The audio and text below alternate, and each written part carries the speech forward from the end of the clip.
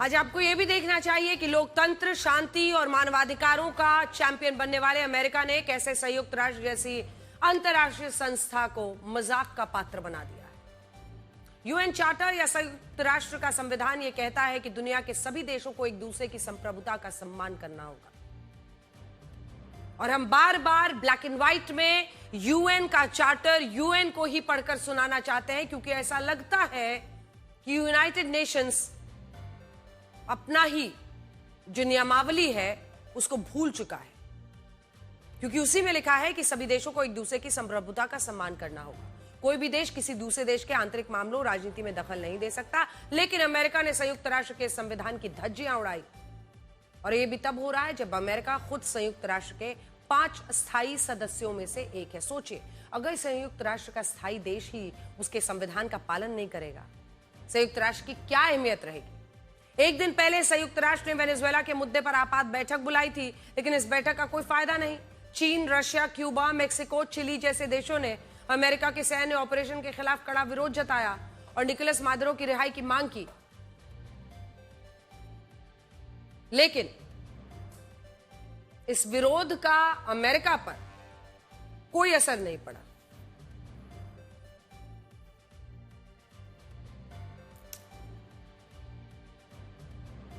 कोई असर नहीं पड़ा अमेरिका पर, इस विरोध का कोई असर नहीं पड़ा।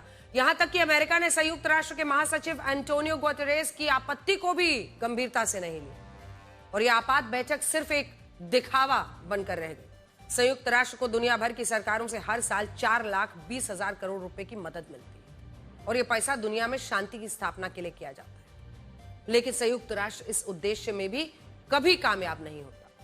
ग्लोबल पीस इंडेक्स के मुताबिक आज भी दुनिया के 35 से ज्यादा देशों के बीच 59 सैन्य संघर्ष और युद्ध चल रहे हैं, लेकिन संयुक्त राष्ट्र किसी भी देश में शांति लाने में नाकाम रहा। हकीकत में संयुक्त राष्ट्र एक निष्क्रिय संस्था है, और इसका कारण यह है कि संयुक्त राष्ट्र को शांति से ज्यादा शांति के नाम पर मिलने वाले पैसे से मतलब रहता है। आज संयुक्त राष्ट्र दिखावे के लिए वेनेजुएला की घटना पर चिंता तो जता रहा है, लेकिन सच यह है कि अगर उसने इस घटना के खिलाफ अमेरिका पर कोई कार्रवाई की तो अमेरिका संयुक्त राष्ट्र को पैसे देना बंद कर देगा। मामला नोट का है। संयुक्त राष्ट्र को मिलने वाली कुल फंडिंग में अकेले अमेरिका की हिस्सेदारी कितनी है? 31%। मामला 31% पैसे का है। जर्मनी को छोड़कर कोई भी देश ऐसा नहीं है जिसकी यहां यही हिस्सेदारी 10% भी हो, और क्योंकि संयुक्त राष्ट्र को सबसे ज्यादा पैसा अमेरिका से मिलता है, इसीलिए अमेरिका अपनी मनमानी करता आया है, और संयुक्त राष्ट्र को इस मनमानी पर चुप रहना पड़ता है, दूसरी तरफ देखना पड़ता है। संयुक्त राष्ट्र का गठन साल 1945 में दूसरे विश्व युद्ध के बाद हुआ। उस वक्त यह संस्था इसलिए बनाई गई थी कि ताकि दुनिया में शांति को सुनिश्चित किया जा सके, दुनिया के सभी देशों के लिए उनकी सीमाओं को तय किया जा सके। लेकिन अमेरिका ने कई मौकों पर साबित किया कि संयुक्त राष्ट्र पर उसका प्रभाव इतना ज्यादा है कि वो इस संस्था के संविधान से भी ऊपर है, उसका कोई कुछ नहीं बिगाड़ सकता। आज अमेरिका ईरान पर भी बम गिरा सकता है, नाइजीरिया में भी एयर स्ट्राइक कर सकता है, वेनेजुएला में भी सैन्य ऑपरेशन चला सकता है, उनके राष्ट्रपति को उठाकर अपने देश में ला सकता है, यूक्रेन को भी हथियार बेच सकता है, ताइवान को हथियार बेच सकता है, दुनिया के 80 से ज्यादा देशों में 750 से ज्यादा सैन्य ठिकाने भी संचालित कर सकता है, और अमेरिका को रोकने वाला कोई नहीं। बड़ी बात यह है कि इन सारी मनमानियों के बाद राष्ट्रपति ट्रंप खुद संयुक्त राष्ट्र को एक बिना दांत वाली संस्था बताते हैं, और ये कहते हैं कि जब संयुक्त राष्ट्र को युद्ध नहीं रुकवा सकता तो संस्था का फायदा क्या है। इस बात पर तो हम भी सहमत हैं उनसे। वैसे इस घटना का पहलू और भी है जो चीन से जुड़ता है। पिछले 3 दिनों से लगातार आप ये सुन रहे होंगे कि वेनेजुएला के राष्ट्रपति निकोलस मादुरो चीन के काफी करीब थे, चीन ने उन्हें काफी कर्ज दिया, जिसके कारण अमेरिका ने चीन के वर्चस्व को समाप्त करने के लिए वेनेजुएला में सैन्य ऑपरेशन को अंजाम दिया।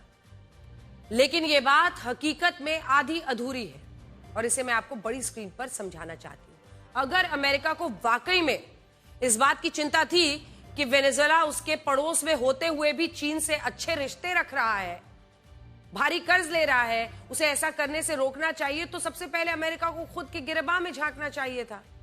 आपको जानकर हैरानी होगी कि दुनिया में जिस देश ने चीन से सबसे ज्यादा कर्ज लिया है वो देश कोई और नहीं बल्कि अमेरिका है। हम भी ये डेटा देखकर हैरान रह गए थे।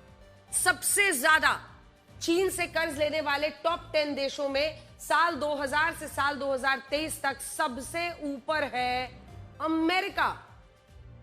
आप सोचिए, लगभग 18 लाख करोड़ रुपए का कर्ज है। वहीं आप देखिए, चीन से सबसे ज्यादा जो कर्ज लेने वाले 10 शीर्ष देश हैं, उनमें अमेरिका के बाद दूसरे नंबर पर अगर आप देखिए तो रशिया है, रूस। तीसरे नंबर पर ऑस्ट्रेलिया, फिर वेनेजुएला का नंबर आता है। ऑस्ट्रेलिया, फिर वेनेजुएला। लेकिन आप फासला देखिए ना बाकी देशों में, और जो इस वक्त अमेरिका ले रहा है। वेनेजुएला भी लेता है लेकिन लगभग 9.5 लाख करोड़, लेकिन यहां तो 18 लाख करोड़। सबसे ज्यादा चाइना से कर्ज लेने वाला देश है अमेरिका। सोचिए, अमेरिका को अगर इस बात से परेशानी है कि वेनेजुएला चीन से कर्ज क्यों ले रहा है, चीन से क्यों इतना रिश्ता है, चीन के साथ क्यों इतनी बोनोमी चल रही है, तो इस कर्ज के बारे में तो सोचता कि उनसे ज्यादा तो हम ही लेते हैं चीन से। दुनिया में चीन से सबसे ज्यादा कर्ज खुद अमेरिका ले बैठा है और दुनिया को ज्ञान देता है अमेरिका। यहां एक और पहलू यह भी है कि अब तक अमेरिका दुनिया की सुपर पावर रहा है, लेकिन मौजूदा दौर में चाइना अमेरिका की बादशाहत को चुनौती दे रहा है। अमेरिका ने जहां दुनिया के छोटे बड़े देशों को सुरक्षा की गारंटी देकर अपना एक वर्चस्व स्थापित किया, वहीं चाइना सुरक्षा की जगह लोन, आर्थिक मदद देकर दुनिया की आर्थिक महाशक्ति बनना चाहता है। आज दुनिया के 217 देशों में से 179 देश चीन के कर्जदार हैं। आप सोचिए, अमेरिका कर्ज ले रहा है चाइना से। इन देशों को चीन ने 198 लाख करोड़ रुपए का कर्ज दिया है, जो रशिया और कनाडा जैसे देशों की कुल अर्थव्यवस्था के बराबर है। चाइना ने हर छोटे से लेकर बड़े देश को कर्ज दिया है ताकि ये देश चीन के वर्चस्व को स्वीकार करे, चाइना अमेरिका की जगह लेकर दुनिया की नई सुपर पावर बन जाए। इसी मकसद से चाइना ने साउथ अमेरिका के उन देशों को भर भर के कर्ज दिया है जिन्हें अमेरिका अपने लिए रणनीतिक रूप से अहम मानता है। पूरी लिस्ट हमने आपके लिए निकाली है। जैसे वेनेजुएला को चाइना ने लगभग 10 लाख करोड़ रुपए का कर्ज दिया, 9.5 लाख करोड़। ब्राजील को भी लगभग 6 लाख करोड़ का कर्ज दिया है। अर्जेंटीना को 3,25,000 करोड़ का कर्ज दिया। इक्वाडोर को 2,34,000 करोड़ रुपए का कर्ज दिया। कोलंबिया को 33,000 करोड़ रुपए का। ये सारे वो देश हैं जिन्हें अब राष्ट्रपति ट्रंप वेनेजुएला जैसे हमले की धमकी दे रहे हैं और इन्हें चाइना के खेमे में अपनी तरफ लाना चाहते हैं। अमेरिका और चाइना की इस लड़ाई में एक और महत्वपूर्ण बात यह है कि जहां अमेरिका अपनी सुपर पावर वाली पोजीशन को बचाने के लिए संघर्ष कर रहा है, तो वहीं चाइना दुनिया की नई सुपर पावर बनने के लिए दुनिया भर में कर्ज बांट रहा है। आज अगर अमेरिका ने वेनेजुएला में सैन्य ऑपरेशन करके वहां के राष्ट्रपति निकोलस मादुरो को गिरफ्तार किया और वो निकोलस मादुरो की हथकड़ी वाली तस्वीरें पूरी दुनिया को दिखा रहा है, तो इसके पीछे अमेरिका का मकसद यही है कि वो दुनिया को बताना चाहता है कि अब भी उसका वर्चस्व कम नहीं हुआ है और दुनिया का असली बॉस वही है, असली दादा जिसे आप कह सकते हैं। और ये पहली बार नहीं हुआ है। दुनिया में इससे पहले भी जिन देशों को सुपर पावर माना गया है, उन्होंने अपने पतन के वक्त ऐसी कई घटनाओं को अंजाम दिया। जैसे 18वीं शताब्दी में स्पेनिश साम्राज्य को दुनिया की सबसे बड़ी सुपर पावर माना जाता था। उस वक्त स्पेनिश साम्राज्य दुनिया के 10% भूभाग पर राज करता था। कुल 22 देशों में उसका शासन था।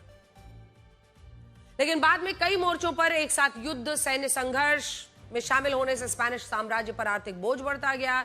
इसकी वजह से सोने चांदी पर उसका नियंत्रण कमजोर हो गया, जिससे स्पेनिश साम्राज्य ने सुपर पावर वाली छवि खो दी और इस छवि को बचाने के लिए स्पेनिश साम्राज्य ने 12 देशों से युद्ध लड़ा। इसके बाद ब्रिटेन एक नई सुपर पावर बना, जिसे दुनिया के 25% भूभाग 56 देशों पर राज किया, जिनमें हमारा अपना देश भारत भी शामिल था। उस वक्त कहा जाता था कि ब्रिटेन साम्राज्य का सूर्य कभी अस्त ही नहीं होता, लेकिन धीरे धीरे ब्रिटेन के गुलाम देश आजाद हुए, उनसे भी बड़े, और उस वक्त सुपर पावर वाली जो उनकी छवि थी वो खत्म हुई। ब्रिटेन के बाद अमेरिका और सोवियत संघ दुनिया की 2 बड़ी सुपर पावर्स बनी, जिनमें सोवियत संघ के विघटन के बाद उसकी सुपर पावर वाली ताकत खत्म हुई। अमेरिका दुनिया की सबसे बड़ी शक्ति बन गया। अमेरिका ने न सिर्फ अपनी करेंसी डॉलर को वैश्विक मुद्रा बनाया, बल्कि दुनिया में उसने अपनी ये छवि बनाई कि उसके संरक्षण वाले देशों पर कभी भी आंच नहीं आएगी, कभी कोई हमला नहीं हो सकता। इससे कई देश अमेरिका की शरण में आ गए। अमेरिका धीरे धीरे मजबूत होता गया, लेकिन अब अमेरिका के वर्चस्व को भी चुनौती मिल रही है। अब दुनिया डॉलर को छोड़कर अपनी मुद्रा को अपना रही है। चीन अपनी करेंसी युआन को बढ़ावा दे रहा है। जिसे वेनेजुएला पर अमेरिका ने हमला किया, उस वेनेजुएला ने चीन से युआन में ही कच्चा तेल खरीद रहा था और ये बात अमेरिका को पसंद नहीं आई। आज भी अगर अमेरिका कोलंबिया को हमले की धमकी दे रहा है तो उसका कारण यही है कि कोलंबिया ने ब्रिक्स में जाने की इच्छा जताई, वो भी अमेरिका के वर्चस्व को अस्वीकार कर रहा है।